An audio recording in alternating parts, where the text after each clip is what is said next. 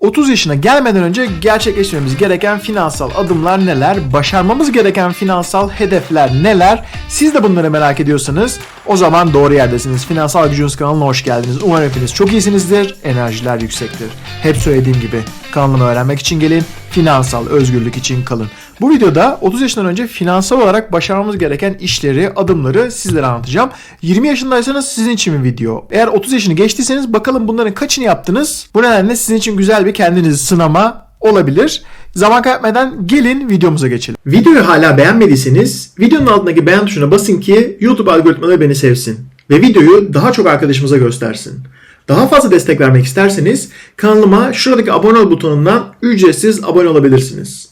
Ayrıca her videomu ilk izleyenler olmak isterseniz şuradan da çan sembolüne tıklayabilirsiniz. Böylece ben her video yüklediğimde YouTube size özel bildirim.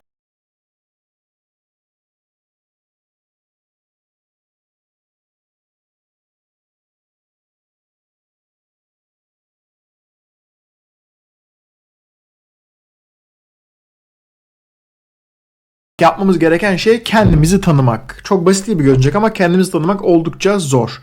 Kendimizi tanımak derken biraz daha şundan bahsediyorum. Hayatta neleri yapmak hoşumuza gidiyor. Güzel bir restoranda yemek yemek mi istiyoruz yoksa herhangi bir restoran bizim için okey mi? Hayatımızda lüks bir arabaya binmek istiyoruz genel olarak, normal bir araba bizim için okey mi? İşte 5 yıldızlı otelde kalmak ya da 2 yıldızlı bir otelde kalmak bizim için ne kadar önemli? Bunları bilmek lazım. Mercedes'e binmek istiyoruz diyelim arkadaşlar, yoksa Honda Civic bizim işimizi görür mü? Marco Center'dan mı alışveriş yapıyoruz? A101'den de alışveriş yapsak bizim için uygun mu? Beymen'den mi alışveriş yapıyoruz ya da pazardan ya da LCV2 gibi daha böyle uygun markalardan giyinmek bizim için okey mi? Bunları ben birisi diğerinden daha doğrudur diye söylemiyorum. Bunların doğrusu yanlışı yok. Zevkler ve kişisel tercihler ve kişisel finans arkadaşlar çok farklı şeyler. O nedenle buradaki söylemek istediğim şey, hangisini seçerseniz kendinizi bilirsiniz ve ona göre hedefinizi koyarsınız. Dersiniz ki benim çok lüks arabaya binmeme gerek yok. İşte çok lüks yerden alışveriş yapmama gerek yok. O nedenle benim aylık giderim 30 bin lira. 30 bin lira pasif gelir elde etmek için işte kira olur, hisse senedi temettüleri olur. O zaman benim işte atıyorum 1 milyon liraya ihtiyacım var. Ya da işte ben 5 yıldızlı otellerden aşağıda kalamıyorum. Otelin spor salonu olsun, jacuzzi'si olsun, saunası olsun. Onun yanı sıra işte markalı olmadan giyemiyorum. Alerji yapıyor cildimi gibi şeyleriniz varsa o zaman diyeceksiniz ki benim işte 20 milyon TL ihtiyacım var. Çünkü o 20 milyon TL bana aylık işte 100 bin lira, 200 bin lira pasif gelir sağlasın. Kira gelir, temettü gelir, faiz gelir neyse bu şekilde düşünebiliriz. Onun için kendimizi tanımak çok önemli. Kendimizi tanımazsak hedefimizi, stratejimizi belirleyemeyiz arkadaşlar. İkincisi, harcamalarımızı takip edeceğiz, birikimlerimizi takip edeceğiz. Bunları takip etmiyorsanız bilmemiz imkansız. Harcamalarınızı takip edin. Mutlaka şaşıracağınız şeyler çıkacak. Ben çevremdeki 10 kişiye soruyorum arkadaşlar. 9 tanesi aylık ne kadar para harcadığını bilmiyor. Çünkü birden fazla kredi kartı var, işte nakit de harcıyor. Onun nedenle hepsini alt alta koyup toplamıyor. Yani birine bir şey soruyorsunuz, ne kadar harcıyorsunuz diyorsunuz. Diyorsunuz 50 bin lira harcıyorum liraya aile olarak. Bir bakıyorsunuz arkadaşlar 70 bin lira harcıyor aylık.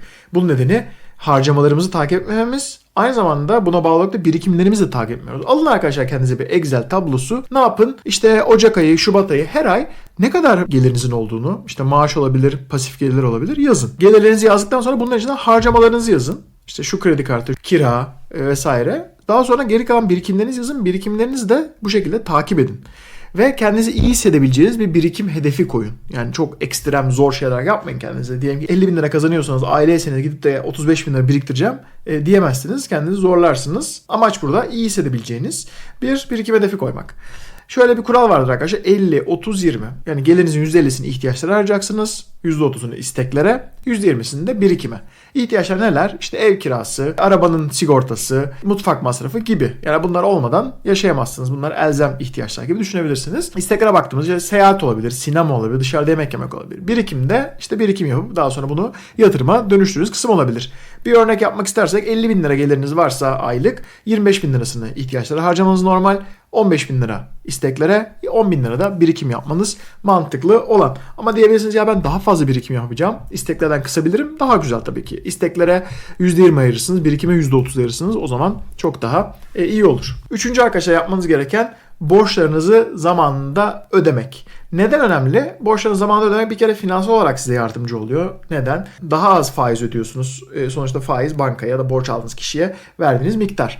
Bunu daha az ödüyorsunuz. Finansal olarak size faydası var. Ama onun yanı sıra borçlarınızı zamanında ödemezseniz bankalardaki kredi notunuz düşüyor. Bankalardaki kredi notunuz düşerse O zaman işte ev almak için ya da araba almak için bir krediye gittiğinizde diyor ki bu adam zamanında parasını ödemiyor. O nedenle buna verdiğimiz kredi oranı biraz daha yüksek olsun ki riski kompanse etsin.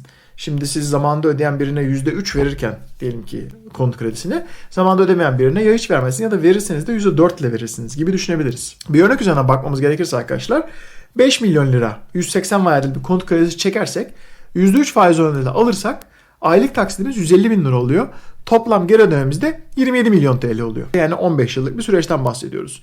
Ama diyelim ki biz borcumuzu zamanında ödemeyen biriz. Kredi kartı ya da başka borçlarımızı.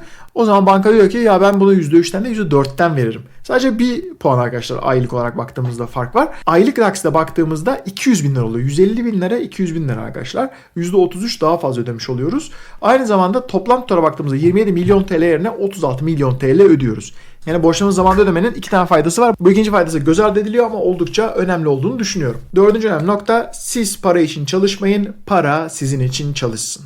Ne demek bu? Kazandığınız parayı öyle güzel yatırımlar yapın ki sizin için pasif gelir sağlasın, sizin için temettü ödesin, maaş ödesin, aylık olarak size pozitif gelir akışı yaratsın. Ne demek pozitif gelir akışı?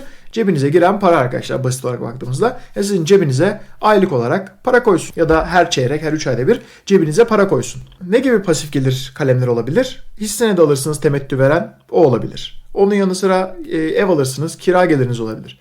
Eurobond alırsınız, Eurobond'un kupon ödemesi olabilir gibi bunu birçok şekilde çeşitlendirebiliriz. Kripto seven arkadaşlar kriptodan işte staking gelirleri olabiliyor. Aynı faiz mantığında. İşte para piyasası fonları var. Oraya para yatırabilirsiniz. Vadeli hesaplar var. Oradan faiz geliri elde edebilirsiniz gibi birçok nokta var arkadaşlar. Peki şey diyebilirsiniz ya ben nasıl yatırım yapacağım? Nereden başlanır? Kanalda arkadaşlar bununla ilgili güzel bir video yaptım.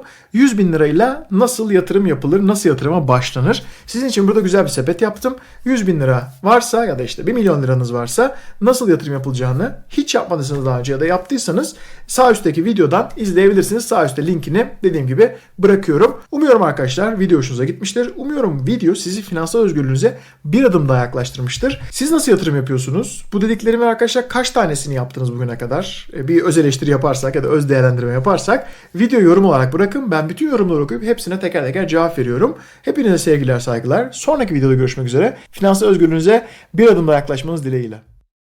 Bir videonun daha sonuna geldik. Hala videoyu beğenip kanalıma abone olmadıysanız mutlaka videoyu beğenip kanalıma abone olun. Bu şekilde bana destek olabilirsiniz. Ve böyle videolar hazırlamak için bana motivasyon olabilirsiniz. İçeriği oluşturmak, düzenlemek ve video çekmek oldukça emek isteyen bir iş. Onun karşılığında sizden tek istediğim beni bu şekilde desteklemeniz. Kanalımdaki videoları takipte kalın, finansal özgürlüğünüze bir adım daha yaklaşın. Sonraki videoda görüşmek üzere.